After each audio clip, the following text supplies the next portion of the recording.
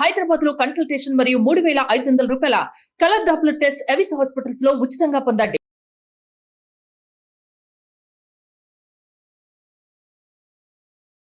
పాప బీటెక్ చదువుతుంది సార్. మాది ఒక చిన్న మధ్యతరగతి రకం ఫ్యామిలీ. తండ్రి ఉన్నా లేనట్టు ఆయన పెద్ద పట్టించుకోడు.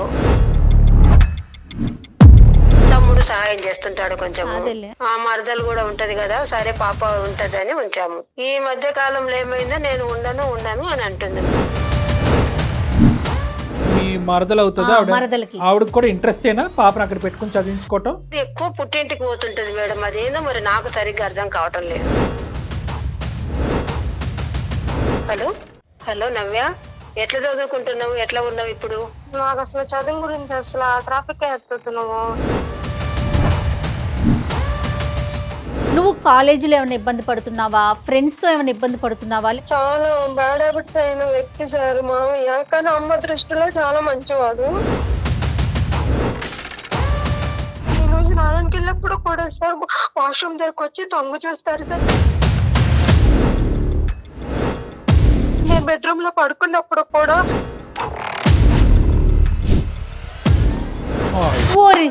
ఓరి దుర్మార్గుడు.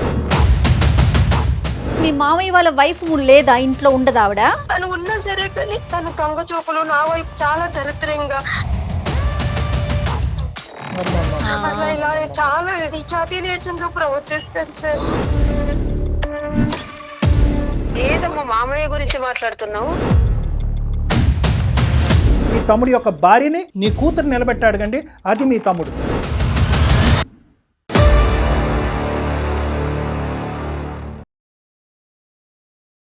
కాళ్లలో నొప్పి, నరాల వాపు వంటి లక్షణాలతో బాధపడుతున్నారా? వెరికోస్ వెయిన్స్ లో అత్యాధునిక చికిత్స Avis vascular centre. Avis hospital సమర్పించు అందమైన జీవితం కార్యక్రమానికి స్వాగతం. నమస్తే కళ్యాణ్ గారు. కళ్యాణ్ గారు, సునీత అని ఒక ఆవిడ మనకి ఇమెయిల్ చేశారండి. విషయం ఏంటంటే, బాగా చదువుకునే మా కూతురు సడన్గా నేను చదువుకోను, నాకు ఈ చదివే వద్దు, నేను మానేస్తాను, ఇంటికి వచ్చేస్తాను అనేసి అంటుంది. చదువు లేకపోతే ఈ రోజుల్లో ఎట్లాగో ఎంత కాంపిటీషన్ ఉంది, మెరిట్ స్టూడెంట్స్కే ఉద్యోగాలు రాని పరిస్థితి. అలాంటిది తక్కువ అంటే మినిమం క్వాలిఫికేషన్ కూడా లేకపోతే రేపు పొద్దున తన భవిష్యత్తు ఏంటి, నాకు అసలు ఎంత చెప్పినా అర్థం కావట్లేదు మేడం, ఒకసారి డాక్టర్ గారితో చెప్పించండి అంటూ మనకి మెయిల్ చేశారు. చాలా కామన్ ఇష్యూ అమ్మా. మరి ఒకసారి కాల్ చేస్తానండి ఆవిడకి.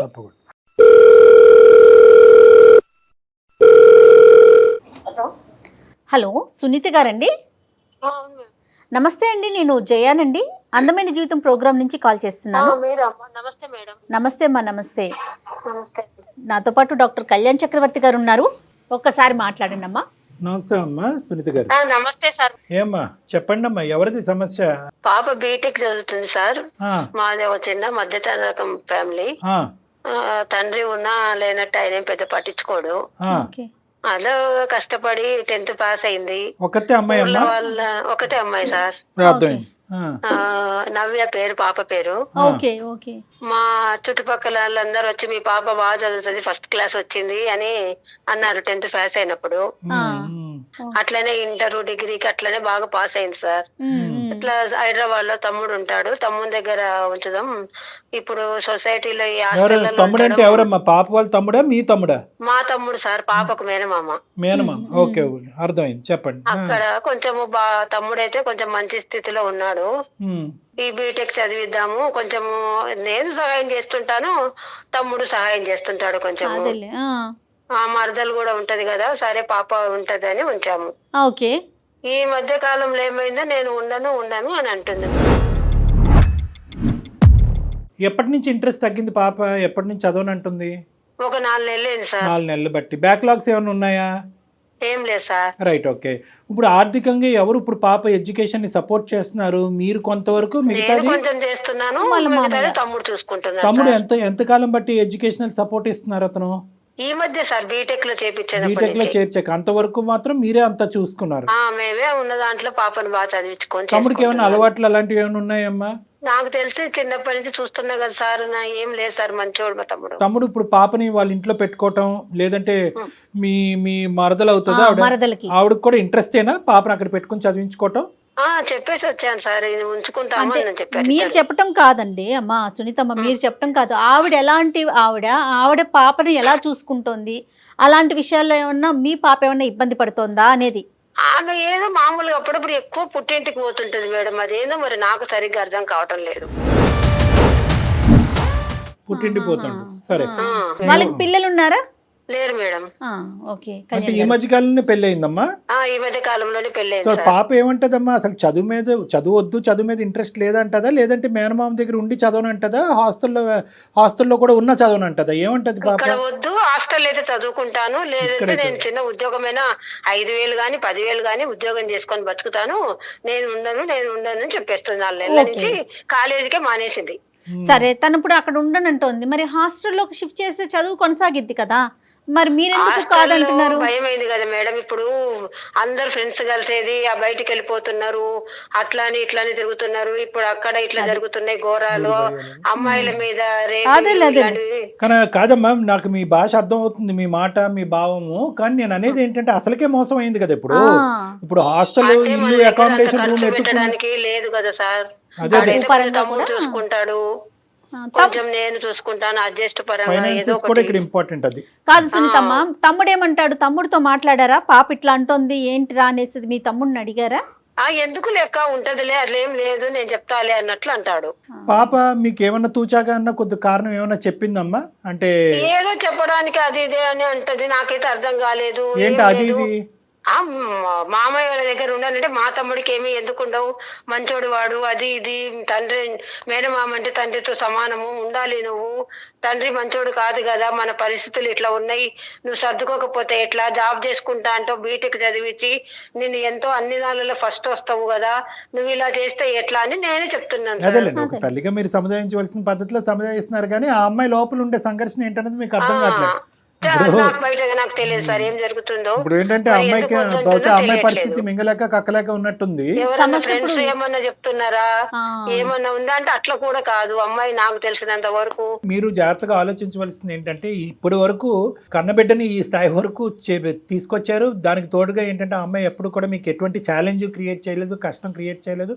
మీరు పెట్టినటువంటి ఖర్చు ప్రతి రూపాయి సార్థకం చేసుకునే విధంగా ఆ అమ్మాయి ఇక్కడి వరకు సక్సెస్ఫుల్గా వచ్చింది. ఇప్పుడు ఎలా వచ్చిందంటే పరిస్థితి, ఫైనాన్సెస్ వర్సెస్ చదివే మానేయటం. అంటే ఎంతవరకు మీరు చేసినటువంటి కష్టం అంతా బూడిదపాలు అయినట్టు. దానికి బదులు ఏంటంటే ఏ అప్పో సప్పో చేసి హాస్టల్లో ఉంచి చదివించడం. సరే, ఇవన్నీ వేరే విషయాలు. ఫస్ట్ ఆ అమ్మాయి మీకు చెప్పుకోలేనటువంటి కారణం ఏంటి, ఆ అమ్మాయి కలిగినటువంటి అంత బాధ ఏంటి, ఏకంగా చదువుకే గుడ్ బై చెప్పే పరిస్థితి ఎందుకు వచ్చింది అనేది మనం ప్రధానంగా కనుక్కోవాలి. ఒకసారి మాట్లాడదాం. పాపకి మీరు లైన్ కలపగలుగుతారా? మీరు మాట్లాడుతున్న వ్యక్తి మీ కాల్ ను హోల్డ్ లో ఉంచారు, దయచేసి లైన్ లో వేచి ఉండండి. హలో నవ్య, ఎక్కడున్నావు? నేను బయట ఉన్నామ్మా. ఎట్లా చదువుకుంటున్నావు, ఎట్లా ఉన్నావు ఇప్పుడు? నేను ఎట్లా అంటే ఏదో అలా చేస్తున్నాను, ఎట్లా చదువుతున్నాను అంటే. అట్లా చేస్తే ఎట్లమ్మా, ఇంత సేపు చదువుకొని ఇంత కష్టపడి నేను ఇంత పైకి తీసుకొని వచ్చి బీటెక్ వరకు తీసుకొస్తే అట్లా చదువుకుంటున్నా ఇట్లా ఉన్నా అంటావు, ఏంటి అసలు? లేదమ్మా, చదువుకోకపోతే ఎట్లమ్మా, మన ప్రాబ్లమ్స్ తీరేది ఎట్లా? మన మధ్యతరగతి బతుకులం మనము, ఏదో ఆసరాగా అవుతామని కదా నేను కష్టపడి. మాట్లాడొద్దమ్మా అసలు ప్లీజ్, నాకు అసలు చదువు గురించి అసలు ట్రాఫిక్ ఎత్తుతున్నావు.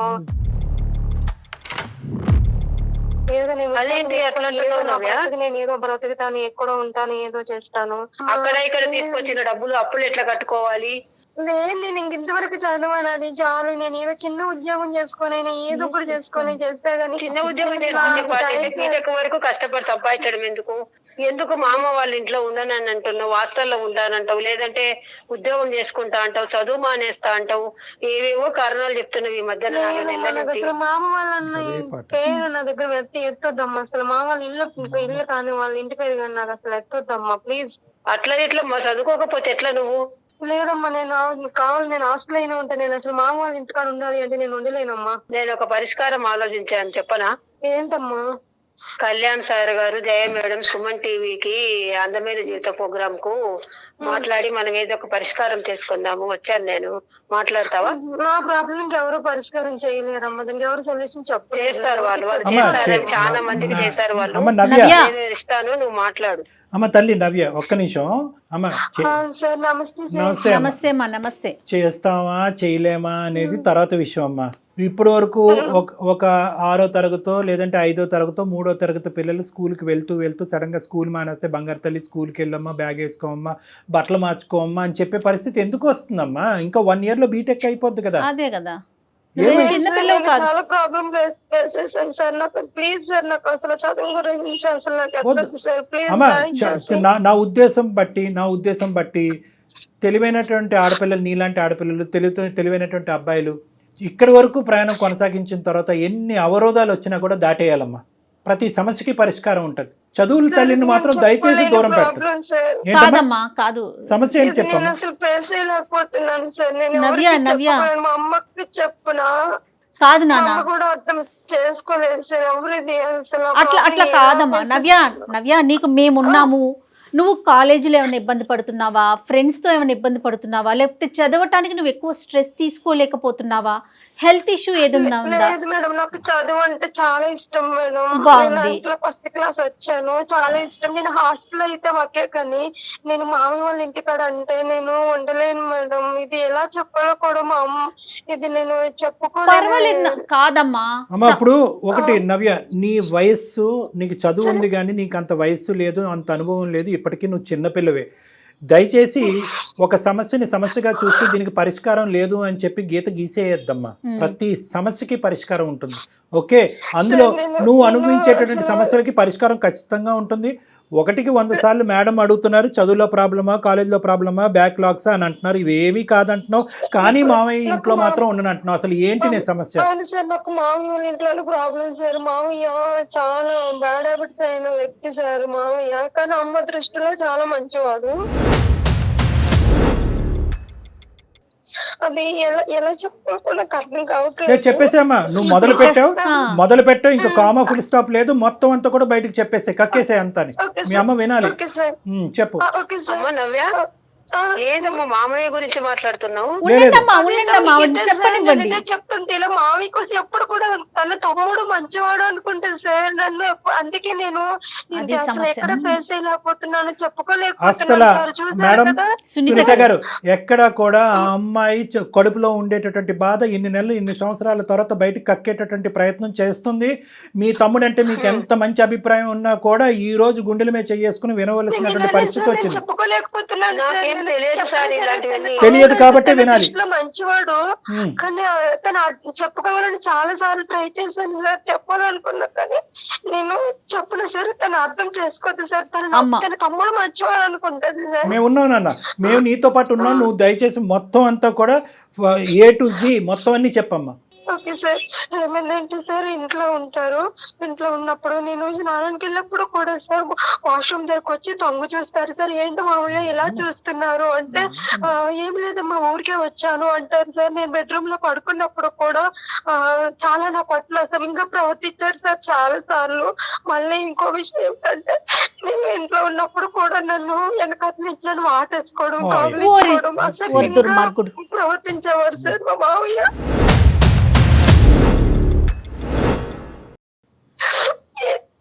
ఊరుకోమ్మా, బాధపడకు. చెప్పాలి, ఎలా చెప్పాలి సార్? సునీత గారు, ఏంటి మీ అమ్మాయి మంచి కథ అల్లుతుంది అనుకుంటున్నారా? ఆ అమ్మాయి కాదమ్మా, మీ మామయ్య వాళ్ళ వైఫ్ లేదా, ఇంట్లో ఉండదు ఆవిడ? తను కూడా మేము ఏం చేస్తారంటే తను కూడా చాలా యూజ్ చేస్తారు మేడం. పాపం తన అర్థం అంటే వాళ్ళ పుట్టింటి వాళ్ళ ఇంటికి వెళ్ళిపోతే తను ఉన్నా సరే కానీ తన దొంగ చూపులు నా వైపు చాలా అసలు చాలా దరిద్రంగా నా పైన వచ్చి తనని టచ్ చేయడము, అట్లా ఇలా చాలా నీచాతి నీచంగా ప్రవర్తిస్తారు సార్ మ్యామ్ మామయ్య. కానీ అతను చూడ్డానికి బానే ఉంటారు, అంత ఏదో ఏమంటది మా అమ్మ. లేదు అందరూ తన అంటే తను చాలా సార్లు నేను చెప్పడానికి ట్రై చేసినప్పుడు తన మాట ప్రవర్తన బట్టి తన తమ్ముడు అంటే అమ్మకి అంత నమ్మకం.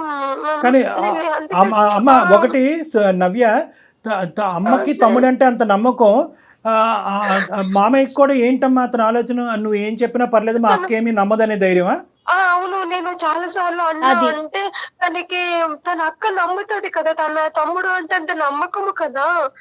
సరే నువ్వు ఏం చెప్తావులే, ఏం లేదమ్మా అని చెప్పి వెళ్ళిపోవడము, నా ముంగట వేరే లేడీస్ ని కూడా తెచ్చుకోవడము, అలా రూమ్ లో వెళ్ళడం కూడా చాలా సార్లు. తనకు చాలా ఆడళ్ళు అంటే అతను అంత పిచ్చి మామయ్యకి సార్. అమ్మా సునీత గారు, వింటున్నారమ్మా? సునీత గారు, చెప్పండి సార్.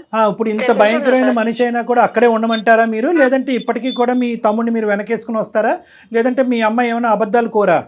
అలాంటి తమ్ముడు అని చెప్తే నా కళ్ళకి నీళ్లు కాదు, రక్తం వస్తుంది ఎందుకంటే సార్. సార్ తనను అంటే ఫ్యామిలీలోను గొడవలు చిన్నప్పటి నుంచి వాళ్ళు ఒక తల్లికి సంబంధించి ఒక తల్లికి పుట్టి ఉన్నారు. నేను తన బిడ్డగా వెళ్ళి వాళ్ళ రక్త సంబంధ బంధాలని గొడవలు వస్తాయి, విడతీయకూడదు మామూలు ఎండటర్ కూడా చూసాను సార్, ట్రై చేశాను, ఎప్పుడు కూడా అమ్మ వినలేదు. కాదు సార్, అమ్మా ఎంత పొరపాటు చేశారమ్మా సునీత గారు, ఎంత పొరపాటు చేశారు. నా కూతురు చెప్తుంటే నాకు అసలు మైండ్ తిరిగిపోతుంది, ఏం మాట్లాడాలో కూడా నాకు మాట రావటం లేదు సార్. వినే ప్రయత్నం చెయ్యాలి కదా. తమ్ముడు అని తెలిసింటే వాడిని అక్కడే చంపేసిండే దాన్ని సార్. వద్దులేండి అమ్మా, ఈ చంపటాలు గింపటాలు ఇవన్నీ తీసి పక్కన పెట్టండి, కానీ అట్లీస్ట్ ఒక ఆడపిల్ల చంపడం కాదు సార్ అసలు అంత. సునీత గారు, సునీత గారు, కూడా నాకు అసహ్యం వేస్తుంది ఇప్పుడు. సునీత గారు, అందుగురించి మేము 1కి 10 సార్లు చెప్తా ఉంటాం, మీ ఇంట్లో మీ అమ్మాయి మీకు దిక్కు, ఆ అమ్మాయికి మీరు దిక్కు. సో ఇక్కడ ఎవరు మగవాళ్ళు లేరు, పెద్దలు లేరు. మగవాళ్ళు అనేటటువంటి వాళ్ళు చూసేటటువంటి ఒక్క వ్యక్తి ఎవరైతే మీ భర్త పాప తండ్రి ఉన్నాడో అతను విచిత్రంగా ప్రవర్తించడం, బాధ్యత లేకుండా ప్రవర్తించడం విసుగు వేశారు. ఆసరాగా తీసుకున్నారు సార్ తమ్ముడు, ఏం చేసినా నమ్మరు అని. ఆసరాగా తీసుకున్నాడు. నాకు అన్నిటికంటే విచిత్రం ఏంటంటే, ఆశ్చర్యం ఏంటంటే, మీ తమ్ముడికి కేవలం మీ అమ్మాయిని ముట్టుకోవటం ఒకటే కాదు, భార్యని అక్కడ ఇల్ ట్రీట్ చేస్తున్నాడు. ఇందాక మీ మాటల్లో పదే వేరే ఆడవాళ్ళు ఇంటికి తీసుకురా, చాలా సార్లు విమర్శించాడు సార్. నీ మాటకు అడ్డొస్తున్నాను, నీ బాధకు అడ్డొస్తున్నాను, నేను ఏం చెప్పినా నీ బాధ తీర్చలేనటువంటి బాధ. కానీ అన్నిటికంటే దురదృష్టం ఏంటంటే, చదువుల తల్లి నీ లోపల ఉంది, నీ బాధకి చదువుల తల్లికి ముడిపెట్టేసావు ఇక్కడ. అది అందరికంటే బాధ. చదువు అంటే చాలా ఇష్టం సార్, నేను ఎప్పుడు హాస్టల్ చదువుకుంటా. హాస్టల్ వద్దు నువ్వు నా తమ్ముడి దగ్గరే ఉండాలి, సెక్యూరిటీ అంటే లేదు ఇలా లేదు ఇదే నాకు. అందుకే సార్ నేను ఇప్పుడు 4 months నుంచి నేను కాలేజీ ఎక్కట్టుకొని ఏదో చిన్న పని చేసుకొని ఉద్యోగం చేసుకొని నేను ఇలాగ ఇప్పుడు బయట చాలా ఇబ్బంది నేను పడుతున్నాను సార్, మా మామయ్య వల్ల. ఒకటమ్మా, నవ్య, నువ్వు ఏదో చిన్న ఉద్యోగం చేసుకుంటావు, పెద్ద ఉద్యోగం చేసుకుంటావు కాదు, ఇంకో 3-4 years చదువుల లోకంలోనే ఉండవలసినటువంటి ఆలోచన, మనసు, తెలివితేటలు నీకు. నువ్వు ఒకటి గుర్తుపెట్టుకో, ఇది వాస్తవానికి చాలా చిన్న సమస్య, పెద్ద సమస్య కాదు. ఎందుకు అంటున్నానంటే, నువ్వు గొంతిప్పి మాట్లాడితే కనుక అమ్మని గట్టిగా పట్టుకుని నిలదీసి, అమ్మ నీ తమ్ముడు ఇలాంటి వాడు, నా మీద నీకు నమ్మకం లేకపోతే మీ తమ్ముడు భార్యతో ఒకసారి మాట్లాడితే కనుక మీ తమ్ముడు యొక్క క్యారెక్టర్ ఏంటి, నువ్వు అలా చేయలేవు. నువ్వేం చేసావు అంటే కనుక అక్కడ ఒక కల్ప్రిట్ ని కాపాడుతూ, ఎక్కడ అక్క తమ్ముళ్ళ యొక్క బంధం తెగిపోద్ది అనేటటువంటి భయంతో. బంధం కోసమే అదే కదా సార్, ఇటువంటి బంధం ఉంటే అట్లా ఆలోచించింది. బంధం ఉంటే ఏంటమ్మా, ఊడిపోతానేంటి? ఇక్కడ నీ చదువే ఊడిపోయేటట్టుంది, ఇంతకాలం కష్టం చేసుకుని మీ తల్లి ఇంత కష్టపడి చదివించింది. ఇదంతా చూస్తున్నటువంటి వాడి అడ్వాంటేజ్ తీసుకున్నాడు. అరే వీళ్ళ ఇంట్లో మగదిక్కు లేదు, నేను పెడితేనే తిండి, నేను పెడితేనే కాలేజ్ అన్నట్టుగా వాడు రెచ్చిపోతున్నాడు. ఒకే కడుపును పుట్టినటువంటి 2 పిల్లలు అవటం అనేటటువంటిది ఎంత వాస్తవమో, మీ ఇంటికి వచ్చినటువంటి వేరే ఆడపిల్ల బాధపడుతూ పుట్టింటికి పదే వెళ్ళిపోతుంది అనేటటువంటి దాని దగ్గర నుంచి అసలు మీ తమ్ముడి యొక్క క్యారెక్టర్ ఏంటి అనేది మీకు అర్థం అవ్వాలి.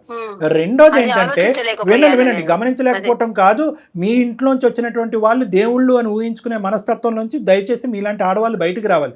రెండో అంశం ఏంటంటే, మీ అమ్మాయి 1కి 2 సార్లు మీరే ఇంతకు ముందు ఫోన్ కలపక ముందు మీరు ఒక మాట అన్నారు, ఏదో ఊహించుకుంటుందండి, మేనమావం గురించి ఏదో చెప్తుందండి, ఏంటి ఆ భ్రమలేంటి, ఆ ఆలోచనలు ఏంటి, ఆ ఊహలను. అంటే ఏంటంటే, మీ గోటి తల్లులు ఇటువంటి ఆడపిల్లలు చాలా సున్నితమైనటువంటి అంశాలు ముందుకు వచ్చి, ఇక్కడ మీ తమ్ముడనే చెప్పట్లేదు, ఇటువంటి సమస్యలు ఒక నిమిషం నవ్య, ఇంకో విషయము అంటే అది నా తమ్ముడు చాలా మంచి బాగా సెటిల్ అయ్యాడు, నా తమ్ముడు చాలా కోటీస్ప్రెడ్ అయ్యాడు, నా తమ్ముడు వెనకతనే చాలా మంది పడతారు, నా తమ్ముడు అసలు ఎవరి వైపు కన్నెత్తి చూడడు. చాలా అదేలే, ఇప్పుడు ఇలా మార్కులు వేసుకుంటూ పోతే కనుక నేను చెప్తే ఏం నమ్ముతారేంటనేది వెనక్కి తగ్గే. సునీత గారు, మీలాంటి ఆడవాళ్ళు ఎవరైనా ఉంటే కనుక వాళ్ళందరికీ నేను చెప్పేది ఏంటంటే, ఇలాంటి ప్రవర్తన ఇంటికి తీసుకెళ్లి ఆటో డ్రైవర్ చేయొచ్చు, కింద ఉండేటటువంటి వాచ్మెన్ ప్రవర్తించవచ్చు, లేదంటే కాలేజీలో ఉండేటటువంటి ట్రైనర్స్ ప్రవర్తించవచ్చు, లేదంటే మన ఇంట్లో ఉండి మనం మెప్పు పొంది మన మనుషుల్లాగా ఉండేటటువంటి వాళ్ళు కూడా చేయొచ్చు. ఇవి చేసేటప్పుడు యూజువల్గా ఏమవుతుంది అంటే కనుక ఇందాక నవ్య ఒక చాలా ఇంపార్టెంట్ పాయింట్ చెప్పింది. ఎందుకంటే ఇటువంటి కేసులు నాకు కల్లోలుగా వస్తాయి కాబట్టి నేను చెప్తున్నాను. ఆడపిల్లలు ముందుకొచ్చి చెప్పే లోపలే మీరు అవతల ఉండేటటువంటి కల్ప్రిట్కి మీరు మార్కులు వేసేస్తారు. మీరు మార్కులు వేసేస్తారు వాళ్ళకి.